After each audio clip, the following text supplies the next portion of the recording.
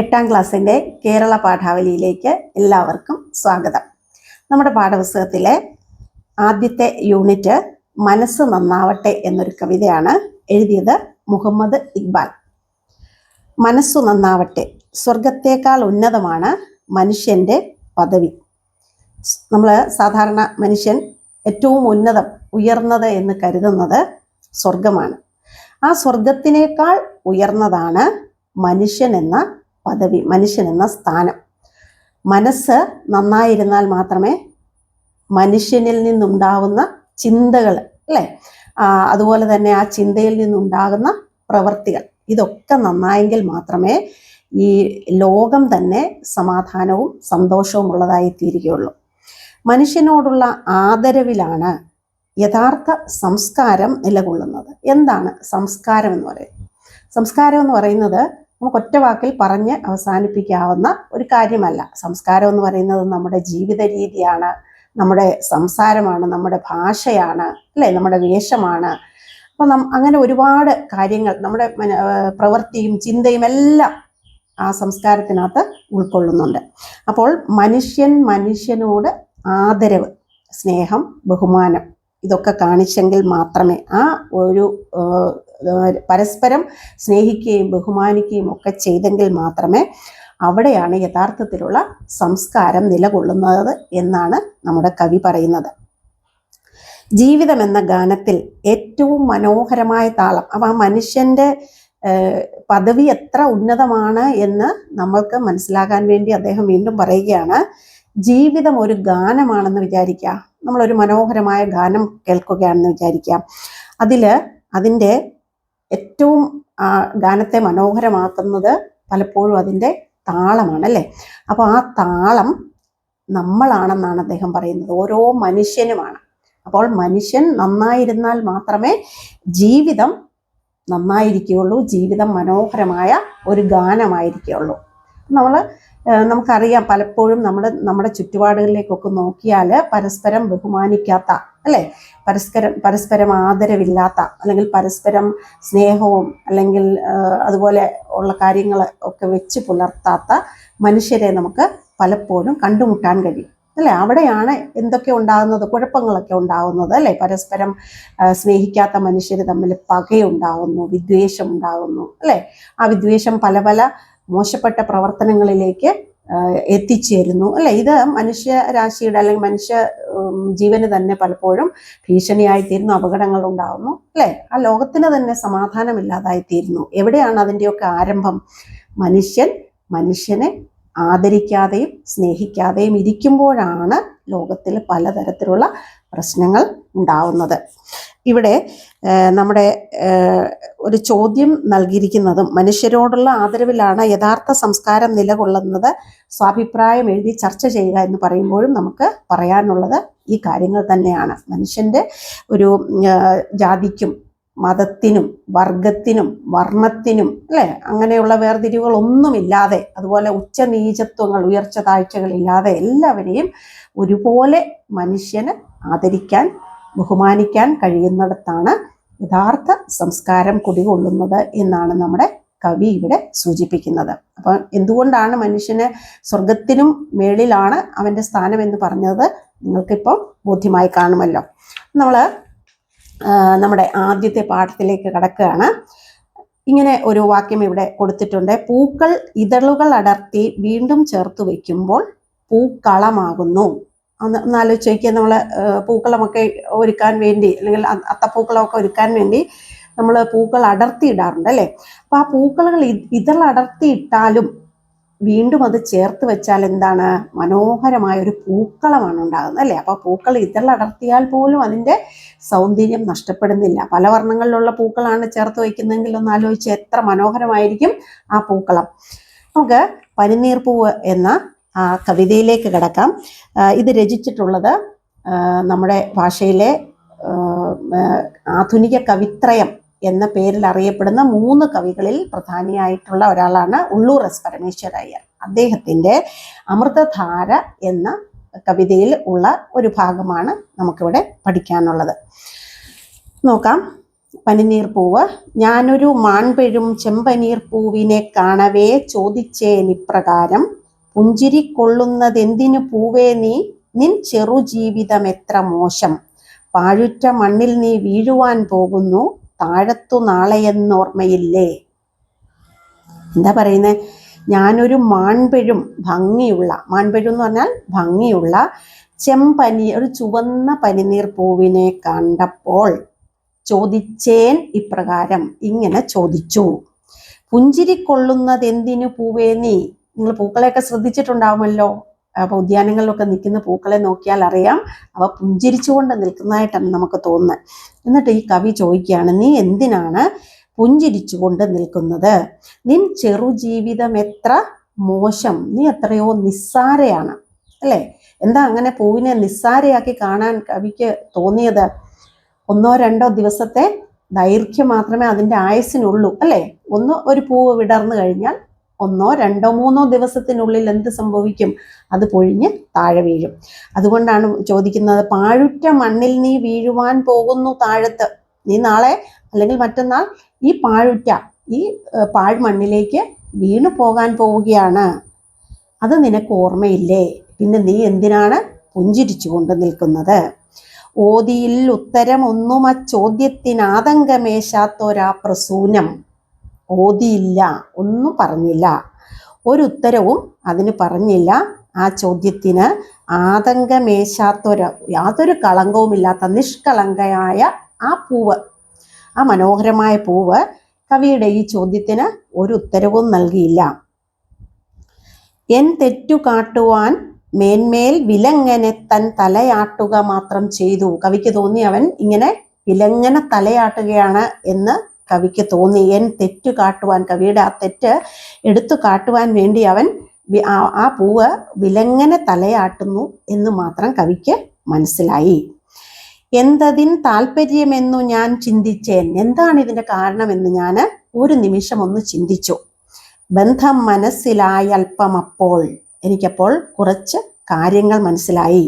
തെറ്റെന്നു വീണ്ടും ആ പൂവിനോടോതിനേൻ, തെറ്റിപ്പോയി ഞാനൊരു ബുദ്ധിഹീനൻ.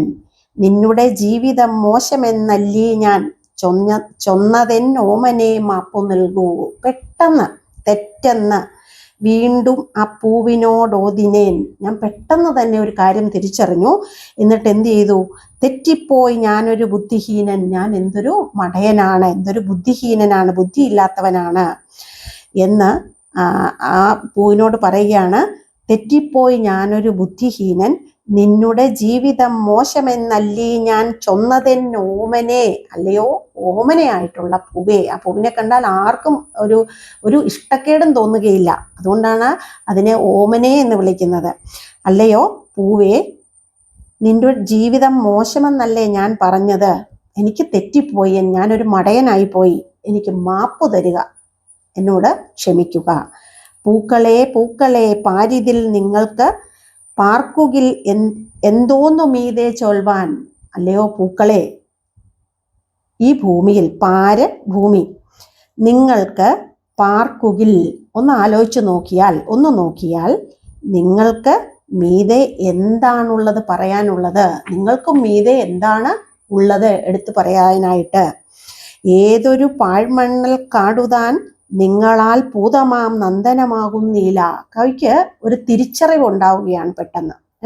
താന് അബദ്ധം പറഞ്ഞു പോയി എന്ന് കവി മനസ്സിലാക്കുന്നു.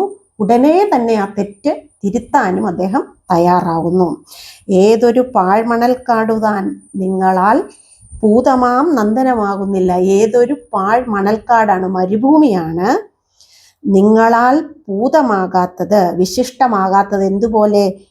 സ്വർഗത്തിലെ അല്ലെങ്കിൽ വലിയ വിശേഷപ്പെട്ട പൂന്തോട്ടം പോലെ, സ്വർഗത്തിലെ ഉദ്യാനം പോലെ, നന്ദന ഉദ്യാനം പോലെ ഏത് മണൽക്കാടിനെയും നന്ദനോദ്യാനമാക്കാൻ കഴിവുള്ളവരാണ് നിങ്ങൾ എന്നാണ് കവി പറയുന്നത്.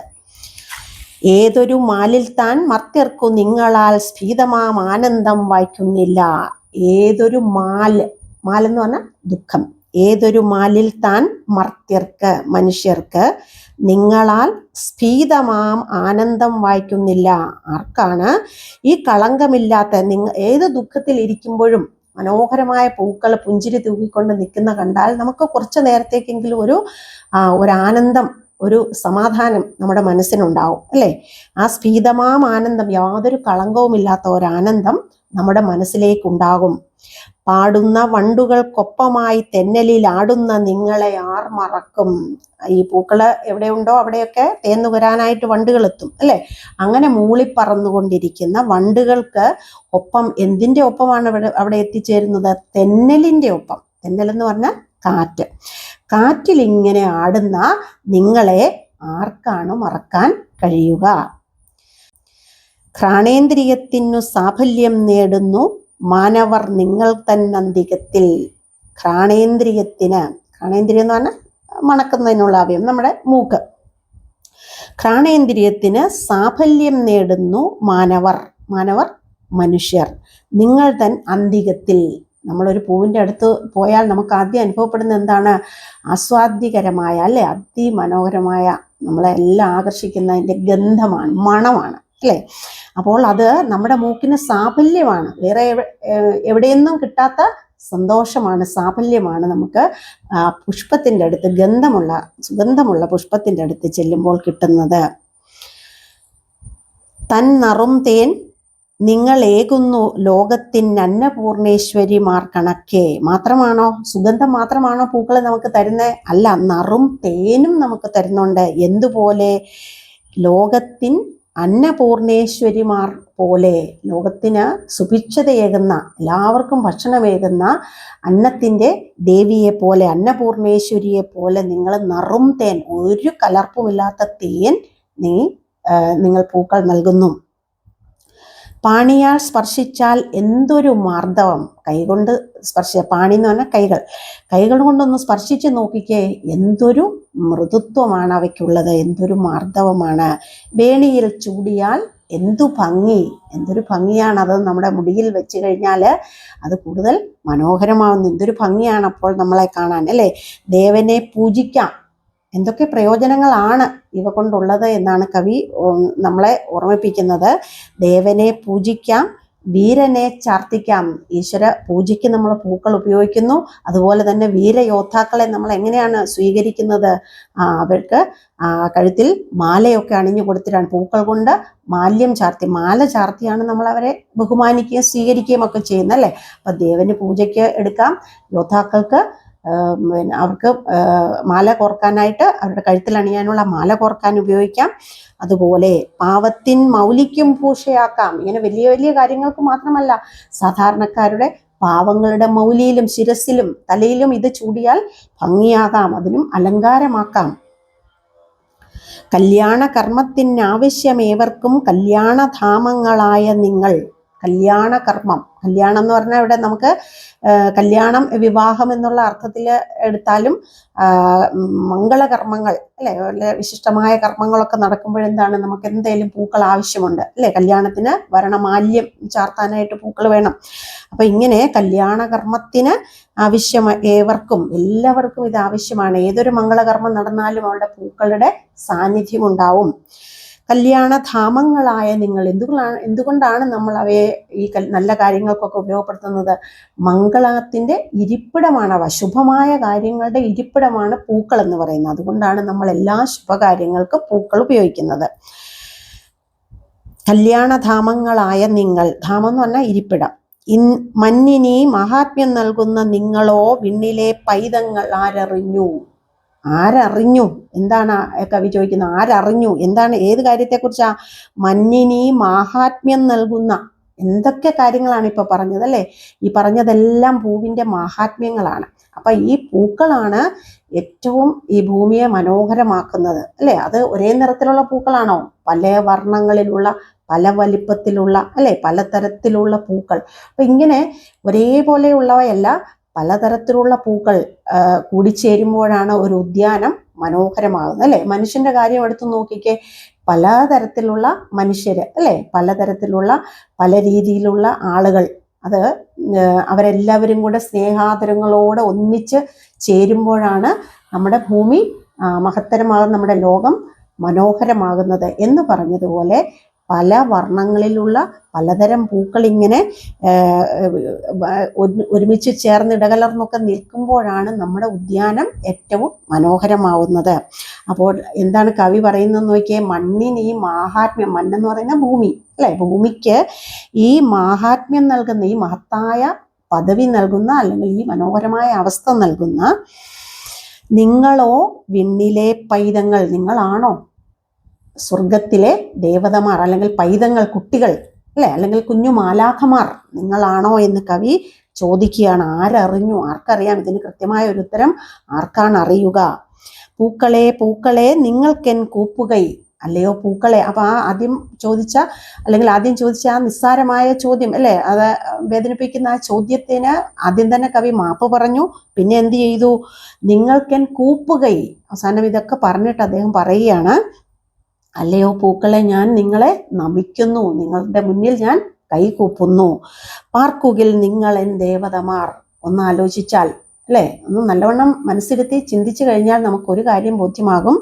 നിങ്ങൾ എൻ്റെ ദേവതമാരാണ്, നിങ്ങളെ ഞാൻ പൂജിക്കേണ്ടവരാണ്, അല്ലെങ്കിൽ നിങ്ങളുടെ കയ്യിൽ കൈ കൂപ്പേണ്ടവനാണ് ഞാൻ എന്ന ഒരു തിരിച്ചറിവിലാണ് നമ്മുടെ കവിത അവസാനിക്കുന്നത്.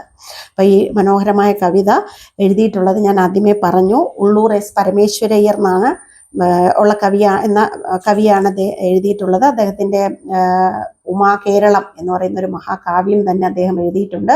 അതുപോലെ കർണഭൂഷണം എന്നുള്ള കാവ്യം എഴുതിയിട്ടുണ്ട്. അങ്ങനെ പല കാവ്യങ്ങളും അദ്ദേഹം എഴുതിയിട്ടുണ്ട്. സാഹിത്യ ചരിത്രം എഴുതിയിട്ടുണ്ട്. അപ്പോൾ അദ്ദേഹത്തിൻ്റെ മറ്റൊരു ഇതേന്ന് സമാനമായ ഒരാശയം കൂടെ ഞാനിപ്പോൾ നിങ്ങളോട് പറയുകയാണ്. നമുക്ക് നാമേ പണിവതു നാഗം നരകവും അതുപോലെ എന്ന അദ്ദേഹത്തിൻ്റെ ഒരു കവിതയിൽ 2 വരികളാണിത്.